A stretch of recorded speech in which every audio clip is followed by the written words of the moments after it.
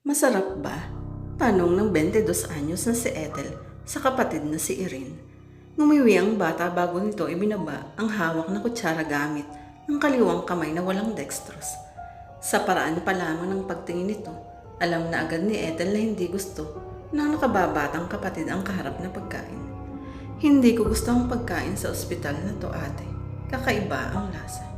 Reklamo ng 12 taong gulang na babae at bagyang itinulak ang tray kung saan nakalagay ang pagkain. Ikaw na lang ang kumain niyan. Napabuntong hininga ang dalaga dahil sa sinambit ng kapatid. Hindi pwede rin. Kailangan mong kainin yan para gumaling ka agad. Alam mo namang sensitive pa ang sikmura mo. Ani Ethel. Pabilhan mo na lang ako kay mama sa labas kahit sopas lang. Ayaw ko talaga niya. Pagmamatigas na Erin. Ilang sandali pang nagtalo ang magkapatid bago tuluyang sumuko si Ethel at tumayo para kuhanin ang tray. Kapag sumakit ang tiyan mo, bahala ka. Pananakot pa ni Ethel habang itinatabi ang hawak na tray sa lamesang malapit sa kama. Nakita niyang muling humiga ang kapatid at tumalikod sa kanyang direksyon. Kasabay nun ang pagbukas ng pinto at ang pagpasok ni Eros, ang kakambal na lalaki ni Erin. Nagpaalam ito kaya nagagamit ng CR. Dahil walang sariling CR ang kwarto na kinuha nila para kay Erin, kinailangan pa itong pumunta sa common washroom na ilang pinto ang layo mula sa kanilang silid. Hindi na ito pinanapa ni Ethel kahit natagalan sa pagbalik ang kapatid na lalaki. Gutom ka na? Ayaw ni Erin itong pagkain dito, baka gusto mo? Tanong niya kay Eros. Tiningnan ni Eros ang kanyang ate at ang tray ng pagkain nasa lamesa bago umiling. Muling napabuntong hininga si Ethel habang pinapanood ang lalaking kapatid na likas nang matipid magsalita sa tahimik nitong pag-upo sa maliit na sopa na nasa gilid ng kwarto. Kinuha na lang niya ang kanyang cellphone para i-text ang ina at magpabili ng pagkain. Pasado 6:00 na ng hapon, kaya paniguradong nakalabas na ito sa trabaho bilang kahera sa isang maliit na grocery store sa kanilang bayan. 3 araw na ang nakakalipas mula nang ma-admit si Irene sa ospital dahil sa sakit na gastritis. Sa loob ng mga araw na yun, ang nanay nila ang nagbabantay sa ospital. Pero dahil kailangan magtrabaho nito, si Ethel muna ang naatasang magbantay sa kapatid.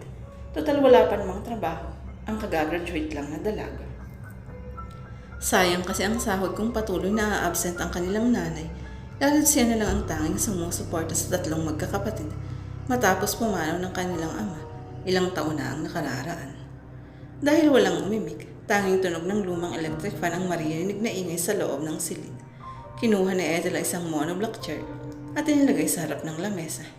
Tinitigan niya ang iniwang pagkain ni Erin bago kinuha ang kutsara at tinidor mula sa tray. Makakatagdag lang sa gastusin kung pati siya ay magpapabili pa ng hapunan. Tumusok siya ng isang karne at tinikman yun. Medyo makunat ito pero malasa naman. Umaling si Ethel sa mga kapatid matapos lunikang ng tinikmang ulam. Masarap naman ang pagkain bakit ayaw niyo? Tanong niya bago muling kumuha ng ulam sa plato at ipinagpatuloy ang pagkain. Erin grumbled, ayaw ko nga ate. Umismid si Ethel sa nakatalikod na si Erin. Likas na rito ang pagiging pihikan sa pagkain. Sa sobrang selan nga ito sa pagkain, may mga pagkakataong nalilipasan ito ng gutom kaya nagkaroon tuloy ng sakit sa sikmura. Ikaw, baling ni Ethel kay Eros, sabay tutok ng tinidor na may karne sa direksyon nito bilang pag-aalok. Mabilis na umiling si Eros. Sabi sa akin ng babae kanina, nakatingin ito sa magkabilang tsinelas na suot. Kahit anong mangyari, wag daw tayong kakain ng kahit anong pagkain galing sa ospital na to. Napatingin si Erin sa kakambal dahil sa sinabi nito, habang si Ethel naman ay kunot noong ibinaba ang hawak na tinidor sa may plato. Sinong babae? Nagangat ng tingin sa kanya si Eros. Si Jane. Jane? Sinong Jane? Usisa ni Ethel. Tumuro si Eros sa kanang bahagi ng silid, yung babae sa kabilang kwarto ate.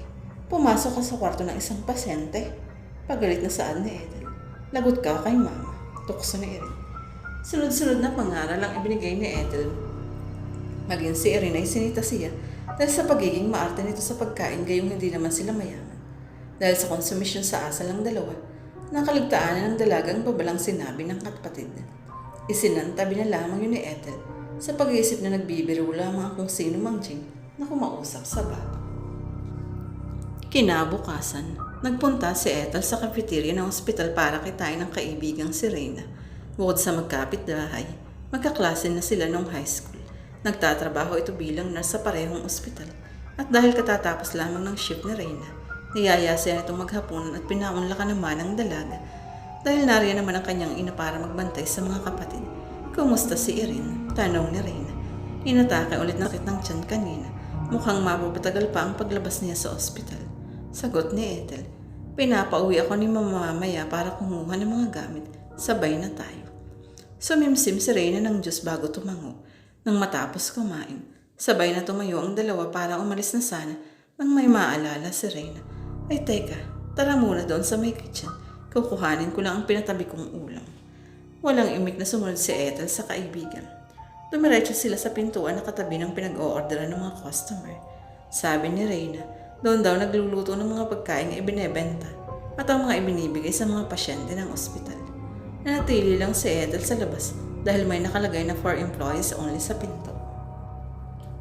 Makikiraan, anang baritonong boses sa likod ni Ethel. Nilingon niyo ng dalaga at nakita niyang isang maskuladong lalaking may tulak-tulak na malaking cart na may kargadong asul na container. Agad na tumabi si Ethel para makadaan ang may katandaang lalaki. Sakto namang lumabas din si Reyna. Nang makita ang kasalubong na empleyado, agad itong binati ng babae. Uy, Mang Oscar, magandang gabi po. Anito habang may bitbit na puting plastic bag. Bagong mustakbay ng mga karne. Pahingi naman. Paberong sabi ng dalaga sabay hagikik. Sige ba? Malakas ka sa amin eh. Natatawang sabi ng tinawag ni Reyna ng Mang Oscar. Sandali lang at ipapasok ko ito sa loob. Tumabi si Reyna kay Ethel para maipasok ang cart. Nang makalampas na si Mang Oscar, nilingo ni Ethel ang kahimbigan. Hindi ba para sa pagkain sa ospital yun? Pwedeng humingi ang mga empleyado. Hindi naman lahat ng empleyado ay humihingi at nabibigyan. Parang ako lang ang madalas humingi. Tawa nito. Nakilala namin si Mang Oscar. Dati siyang nagkakatay ng karne sa suki naming pwesto sa palengke. Sinubukan ko siyang hingian dati ng ulam nang makita ko siyang may tulak na container na may laman ng mga ulam. Hindi ko naman akalaing papayag siya at hindi rin naman ay ako sinisita. Paliwanag ni Reyna. Gusto mo bang ipanghingi rin kita? Sandaling napaisip si Ethel. Magandang alok yun. Malaking tulong na rin ang libreng pang-ulam para makatipid. Pwede ba? Nahihiyang tanong niya. Umiti si Reyna at nagpaalam para bumalik sa loob ng kusina ng cafeteria. Nang muling lumabas si Reyna, may dala na itong 2 bagong plastic pagbukod. Sa bitbit kanina na may lamang isda na binili pa raw nito kanina sa palengke bago pumasok. Masayang tinanggap ni Ethel ang isang plastic bag at sinilip ang loob nito. Kahit na parang may kakaibang amoy, mamula-mula pa naman ang karneng ibinigay sa kanila. Matapos nun, sabay na pumanhik ang dalawa pabalik sa ospital. Si Reyna ay para kuhanin ng gamit sa nurse station at si Ethel para magpaalam sa ina at ibalita ang kuhang pang-ulam bago umuwi ng bahay. Habang naglalakad, pinagmasdan ni Ethel ang paligid. Kapansin-pansing luma ng ospital base sa mga nangingitim na pader. Nagtutuklap ang pintura, gasgas ng sahig at ilang manilaw-nilaw na bombilya. Nakakalungkot isipin ito na lamang ang natatanging ospital sa kanilang maliit na bayan. Pero hindi pa ito magawang paglaanan ng pinansyal na suporta ng kanilang lokal na pamahalaan. Nang malapit na si Ethel sa kwarto ng kanyang kapatid, bagya siyang natigilan nang makita si Eros na nakatayo sa labas ng pintuang katabi lamang ng silid ni Erin. Agad na nilapitan ni Ethel ang batang lalaki. Bakit nasa labas ka? Tanong ni Rito. Nilingon siya ni Eros. Ate, umuwi na tayo. Nang huminto si Ethel sa harap ng kapatid, ay muli itong nagsalita. Iuwi na natin si Erin, ate. Hindi pa pwede. Alam mo namang may sakit ang kambal mo. Halika na sa loob. Akmang bubuksan ni Ethel ang pintuan ng silid ni Erin nang hawakan ni Eros ang kanyang kaliwang kamay. Sabi ni Jane, hindi raw ligtas ang lugar na to. Jane na naman. Nababuga ng hininga si Ethel at pagod na tiningnan ang kapatid. Pwede bang tumigil ka na sa pakipag-usap sa Jane na yon? Kung ano-anong sinasabi sa'yo, tinatakot ka lang nun, okay? At saka di ba sabi ko sa'yo huwag ka nang pupunta sa room ng iba? Baka mahawaan ka ng sakit. Dagdag gastos na naman. Tuminong pagkakahawak ni Eros sa kamay ni Ethel. Ang seryoso nitong mukha ay nabahira ng takot. Iuwi na natin si Erin, please. Sabi nito sa nanliliit na boses. Baka gawin din nilang pagkain si Erin. Naguluhan si Ethel sa sinabi ni Eros. Lumandas ang namuong pawis sa noo ng babae. Ilang sandali niyang tinitigan ang mga mata ng kapatid para maghanap ng bakas ng pagbibiro sa mga iyon. Para matawanan niyang sinabi ng kapatid, pero wala siyang nakita. Seryoso at totoong takot si Eros. Pumasok ka na sa loob. Mariing saad ni Ethel at pinagtulakan ng kapatid sa pintuan. Bago siya sumunod, nilingon niya ang katabing pintuan. Ito ang itinurong ni Eros na sildang ni Jane. Humigpit ang hawak ni Ethel sa dalang plastic bag. Bahagyang nakaramdam ng panlalamig ang dalaga, kaya umalis na siya sa pasilyo at pumasok sa loob ng kwarto. Gustong mainis ni Ethel sa sarili. Bagaman ayaw niya magpa-apekto sa inaakto na sinabi ni Eros, hindi niya magawang baliwalain ang kakaibang kaba at kuryosidad na unti-unting gumapang sa kanyang dibdib sa mga sumunod na araw. Makalipas ang 3 araw, natagpuan na lamang niya ang sariling nakatayo sa harap ng pintuan ng katabing silid. Hindi alam ni Ethel kung kakatok ba siya at kakausapin ng kung sino mang Jane na yun o babalik na lang sa pagbabantay kay Erin. Kung gagawin ang una, ano naman ang sasabihin niya? Kaklaruhin niya ba ang pinagsasabi ng kanyang kapatid? O pagsasabihan yung Jane na yun na wag kung anong kalokohan ang sinasabi kay Eros? Ilang segundo na siyang nakatulala nang biglang may humawak sa balikat niya. Napatalo ng dalaga sa gulat at mabilis na lumingon sa kanyang likuran. Miss Perez, tawag ng nurse sa apelyido ni Ethel. Napakorap siya nang makilala ang babae bilang isa sa nurse nag-regular na bumibisita sa silid ni Erin para tingnan ang kalagayan nito. Bakit ka nandyan? May kailangan ka ba? Tumikim si Ethel at hinarap ang nurse. Dito ba ang kwarto ni Jane? Nag-aalalang tanong niya. Jane, sandaling napakunot na ang nurse. Si Jane Davis ba? Diyan ang dati niyang silid. Dati? Ani Ethel. Umalis na po ba siya dito? Oo, wala na dyan si Jane. Kakilala mo ba ang dalagang yun? Sayang siya, ano? Nitong tinignan ni Ethel ang nurse, hindi ko po kayo maintindihan. Ay, hindi mo ba alam? Inayos ng nurse ang pagkakabit-bit nito sa dalang patient charge. Kamamatay lang niya noong nakaraang buwan. Nananatiling bakante ang kwarto niyan mula noon kahit hanggang sa maadmit ang kapatid mong si Erin. Natulala si Ethel sa mga nalaman. Wala siya sa sarili hanggang sa makaalis ang nurse. Kung matagal nang patay si Jane at bakante ang kwarto, sino ang kinakausap ni Eros? Nagising si Ethel dahil sa naramdamang pananakit ng ulo.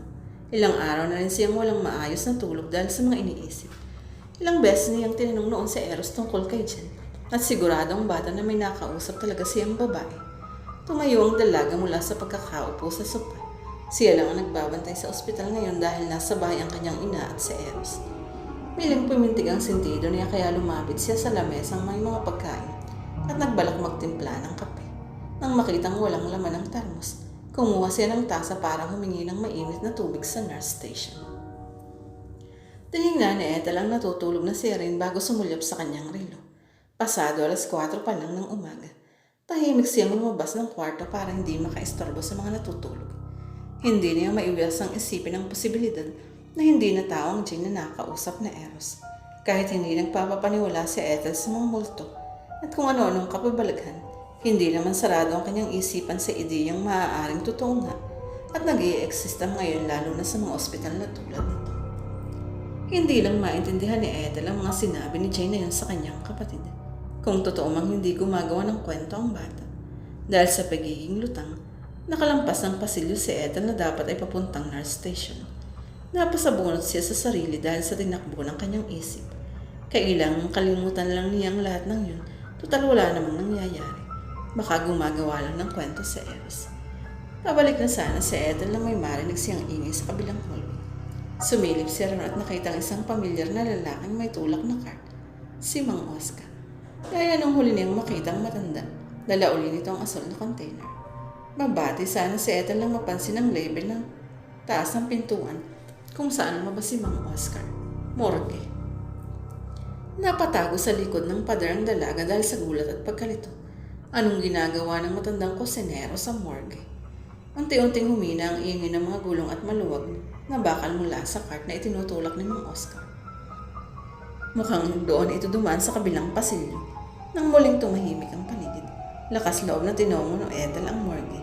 Kahit may babalang bawal pumasok, dahan-dahan pa rin siyang binuksan ang pinto at sumilip sa loob.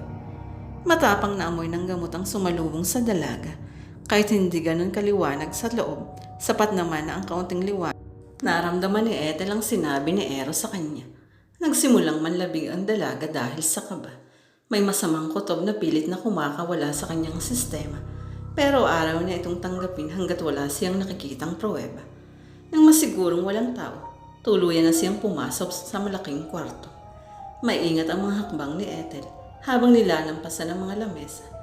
Hindi niya pa rin lubusang maintindihan kung bakit nanggaling dito si Mang Oscar. May nakita siyang isa pang pintuan nang marating ang dulong bahagi ng silid. Hinawakan niyang siradora at dahan-dahan itong pinihit. Nang malamang hindi ito nakasara, nagdadalawang isip pa siya kung papasok o hindi. Lumingon muna si Ethel sa nakasaradong pintuan ng morgue bago pumasok sa isa pang silid na yun. Kumpara sa main room, may kakaiba at mas matapang na amoy na nanggagaling doon. Nakapatay ang ilaw kaya nangapa si Ethel sa dingding. Nang mahanap ang switch at mapuno ng manilaw-nilaw na liwanag ang kwarto, nahigit ng dalaga ang hininga nang makita ang sumambulat sa kanyang harapan. Mukhang kataya ng baboy ang buong silid. Sa isang gilid, may nakahilerang naglalakihang patalim at sa kabilang dulo ay may mga naglalakihang container na tulad ng dala ni Mang Oscar. Sa gitna naman, may dalawang malapad na lamesa. May mga nakalagay roon pero tinatakloban ang mga ito ng puting plastik. Nilapitan ni Ethel ang isa at sinilip ang nasa ilalim. Ang unang tumambad sa kanya ay ang mga dugo ang piraso ng laman katabi ang isang kutsilyo.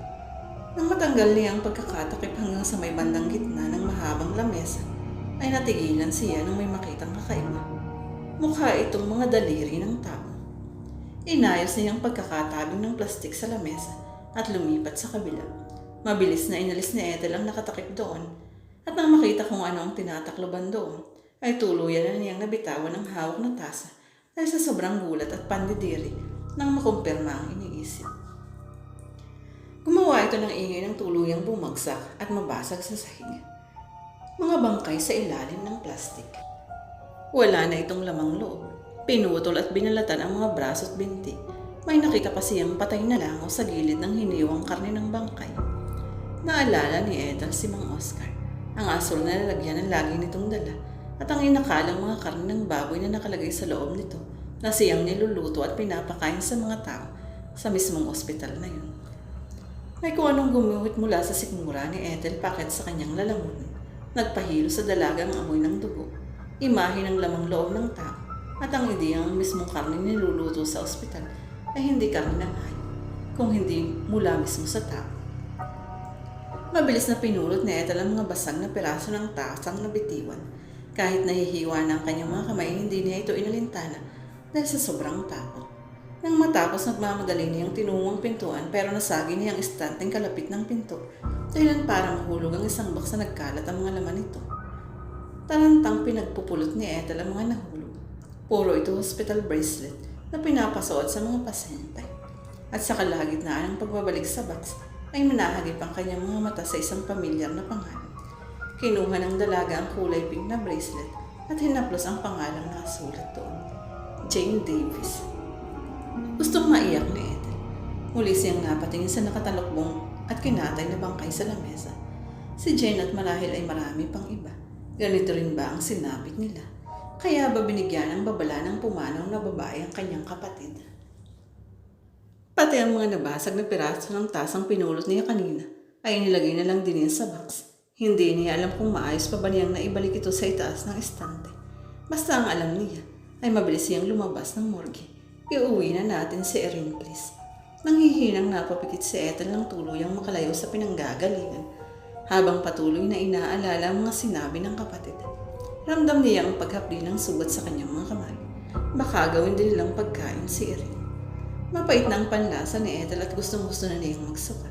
May mangilan-ilang tao siyang nakakasalubong at napatingin sa kanya dahil sa namumutla at pawisang itsura ng dalaga. May kailangan pa siyang kumpirmahin.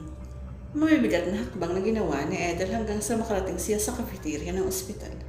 May ilang tao na roon na nag-aalmusal. Diretsong tinahak ng babae ang daan papunta sa kitchen na pinuntahan nila ni Reyna noong nakaraan. Sumilip siya sa salaming double door at inilibot ang tingin sa loob.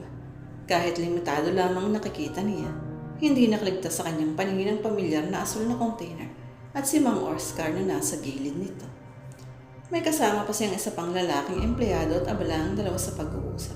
Nakita niyang bukas ang asul na lalagyan at may kinuha doon si Mang Oscar na mamula-mulang mga karne. Inaabot niya yon sa isa pang lalaki at inilagay nito sa malaking freezer para i-store. Bahagyang lumayo si Ethel sa pintuan. Bumalik sa kanyang ala-ala ang lahat ng hospital food na kinain niya dahil inayawa ni Irene at ang karning ibinigay sa kanya ni Reyna na pinrito niya at kinain ng buong sarap kasama ang kanyang ina at mga kapatid. Napatakip si Ethel sa bibig dahil sa nagbabadyang pagsuka. Nang oras ding iyon, bumukas ang pintuan kung saan naghahanda ng pagkain ng mga taga-hospital at iniluwa si Mang Oscar. Napatingin ito kay Ethel at tinitigan ng dalaga na para bang kinikilala. Umakas ang recognition sa mukha nito at nilapitan ang babae. Ikaw yung kaibigan ni Reyna, diba? Bating nito. Hihingi ka ba ulit ng pang-ulam? Marami kaming supply ngayon. Ngumiti ang matanda. Sariwang-sariwa pa. Mabilis na lumayo si Ethel bago patuluyang bumaliktad ang kanyang sikmura. Hindi niya alam kung paano susolusyonan ang natuklas ang problema. Pero sa ngayon, kailangan na muna niyang ilabas ang kapatid.